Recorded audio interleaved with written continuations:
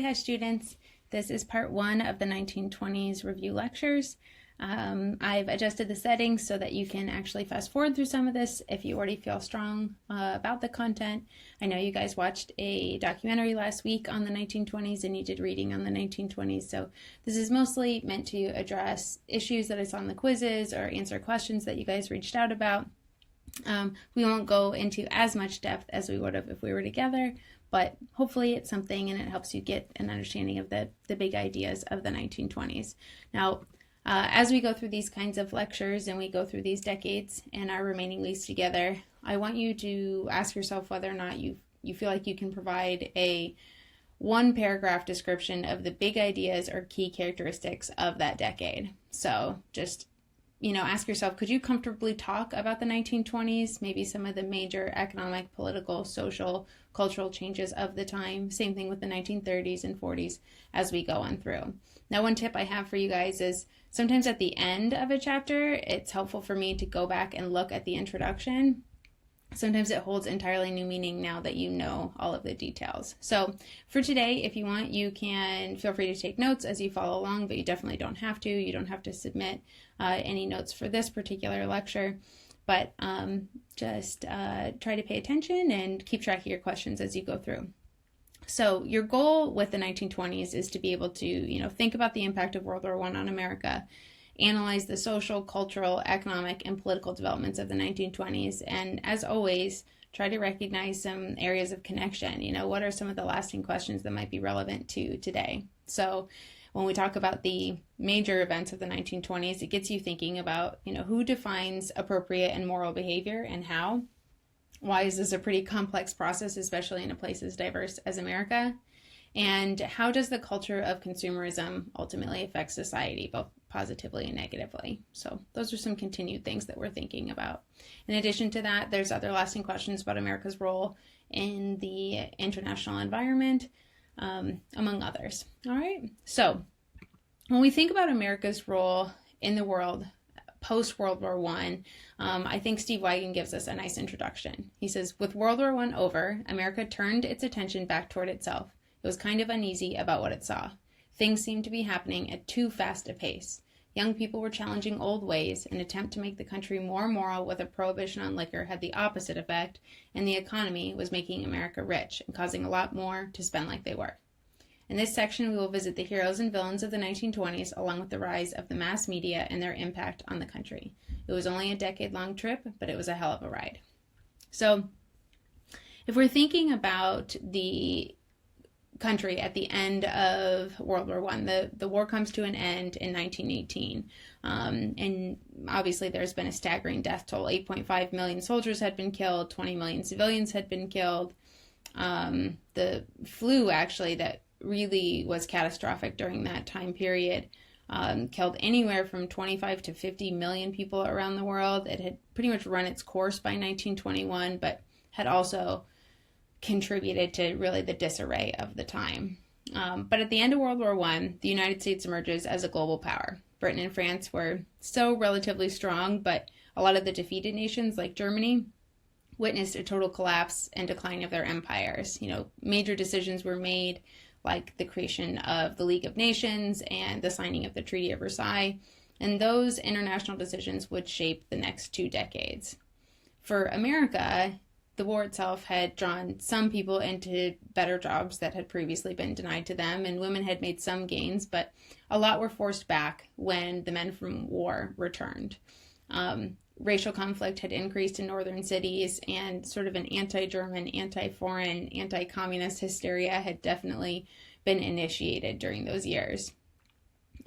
Even though the death toll was small in comparison with Europe, there was definitely sort of a mood of gloom that prevailed, and your reading talked about that a little bit more. But we definitely see America pushed into a position of strength. They emerge as the economic and political leader of the world, undoubtedly, even if they weren't necessarily prepared to accept that responsibility. The economy will boom in the years following the war, and they'll actually become the largest creditor nation, and we'll go back to economics in a second.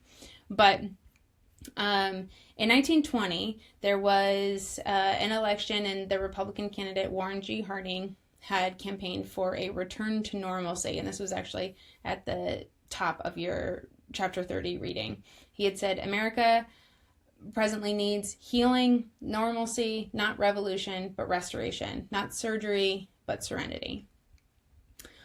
So what exactly is this return to normalcy that Warren G. Harding had talked about and that a lot of people were seeking in this period after World War I?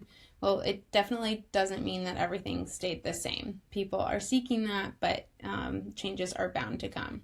So let's first look at some societal changes in the 1920s. As we said, and as your reading described, society's pretty disillusioned, scarred by the unprecedented destruction of World War I. You also have an increasingly diverse society. I mean, it has been the most diverse country in the world, and it continues to be. And as a result of that diversity of opinions and sentiments, which can be unnerving for some, but also propels pretty fast change, you see a constant revolution in manners, morals, and culture, and no more so than in the 1920s. So that leads to a pretty big clash between old values and new behaviors. One historian, looking back in the 1920s, said, "There is never a time in American history when youth had such a special sense of importance as in the years after the First World War. There was a gulf between the generations, like a geological fault. Young men who had fought in the trenches felt that they knew a reality their elders could not even imagine. Young girls no longer consciously modeled themselves on their mothers, whose experience seemed unusable in the 1920s. So a lot of people find parallels between then and now, suggesting that there is a really big gap between the generations. Now, Steve Weigand comments as well, perhaps more than any generation before them, the youth of the 1920s embraced their own music, fashion, and speech. And so you can consider, why was that exactly, that this younger generation felt so distant and different from the previous one? Well, there's multiple reasons.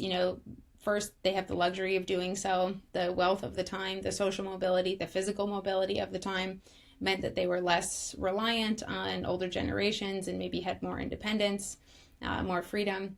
Also, new technology means that they've got new opportunities and new understandings and new desires that maybe their parents didn't share. And also, it could be because just of the suffering that occurred during World War I.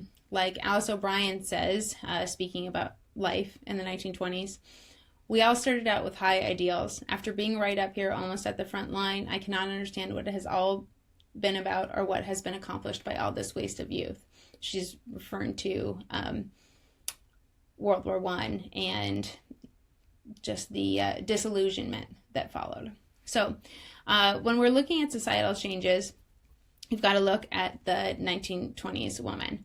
Women will be at the center of a lot of social change. I think sometimes it's overstated, but still it's important to recognize. So before World War I, think about the situation that women were in.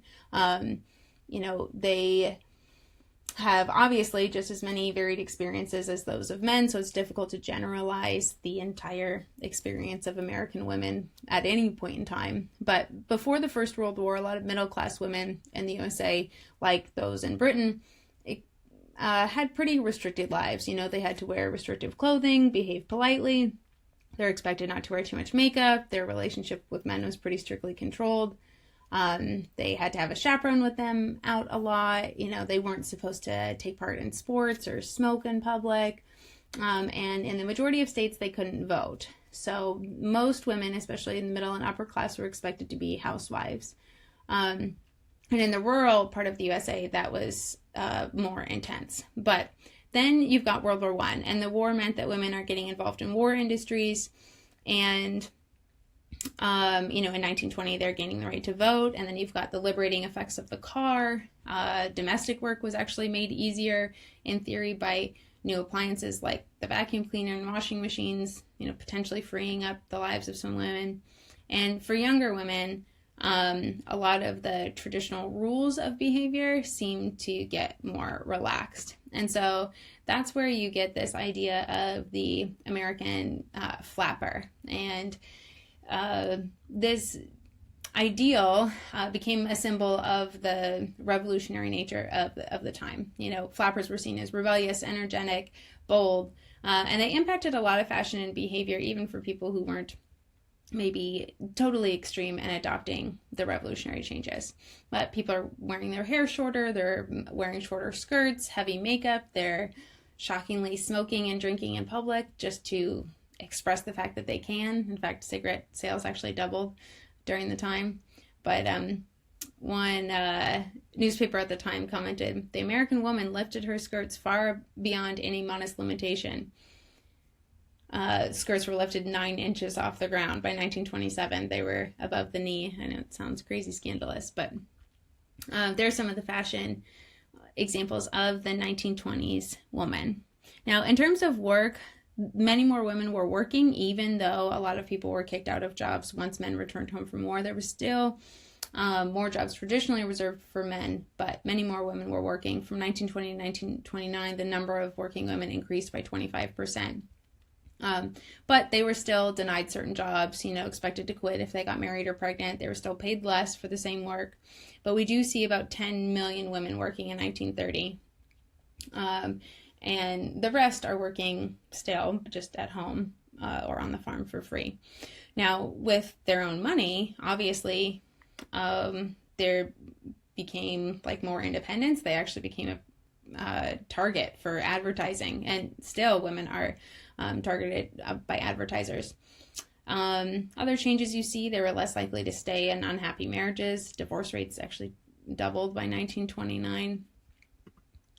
But a lot of people are bothered by these changes. Even if the flappers didn't represent the majority of women, they were seen as scandalous to many Americans and dangerous. So the Anti-Flirt Association, which was created in the 1920s, was organized to encourage young Americans to behave decently and control these new dangerous behaviors. Yet most women still dressed the same, got married young, and had babies and behaved decently according to these old cultural traditions. But these are some suggestions for people during Anti-Flirt Week, which we just missed by about a month. But you can pause it and read through that if you're interested. You can also see in other sources of the time how bothered people are by these changes. One of the songs that was quite popular was called "Masculine Women, Feminine Men," and they're just describing that it's too hard to even tell them apart because traditional roles are breaking down. Now, in terms of politics, we didn't get to talk about suffrage as much as I hoped that we would because of the school closure, and now we're kind of trying to rush, but make sure that you know for the final exam that the 19th Amendment was officially ratified in 1920. It passes in Congress in 1919. It's ratified in 1920. And people were really curious about how this was going to work out. Were women going to totally change the political system? Well, most women voted the same as men did.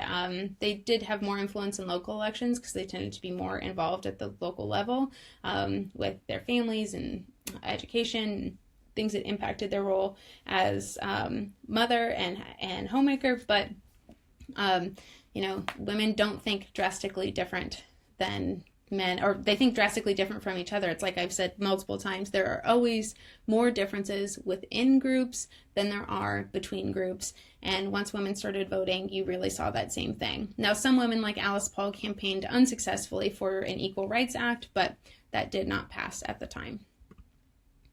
Now, like I said, despite the shocking nature of these developments, to some things, when compared with the changes from 1960 to present, it's actually still a relatively conservative time. And this is important. This is one of those big ideas I want you to remember. If you're just trying to leave this class being able to say, okay, well, this is what the 1920s were like, or this is what the 1960s were like, I want you to be able to make that comparison. And note that, yes, flappers are a big deal, and there is changes to fashion and behavior, and women are dancing and drinking and being more promiscuous and all the things that mentioned in the video, but it's still generally a pretty conservative time, meaning there was less change than when you compare it to other changes in American history for women down the road.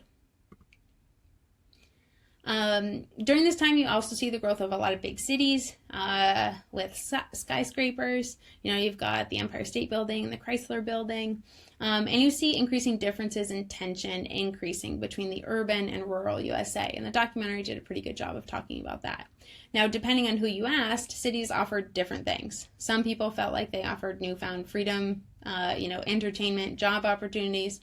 but others criticized cities for being centers of crime, moral decline, diversity, which they didn't value at the time, and conflict.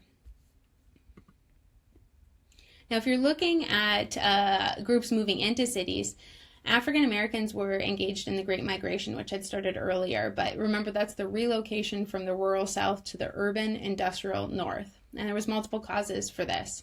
Jobs in the South were scarce, there was extreme poverty, and then primarily the violence in the post-Civil War South. The Jim Crow laws, which are basically just those slave codes turned into black codes, and the lynchings, people could be pulled off the street and murdered, and there was absolutely no justice. It's a complete failure of the justice system. Keep in mind that Slavery by Another Name documentary that we watched at the beginning of this semester.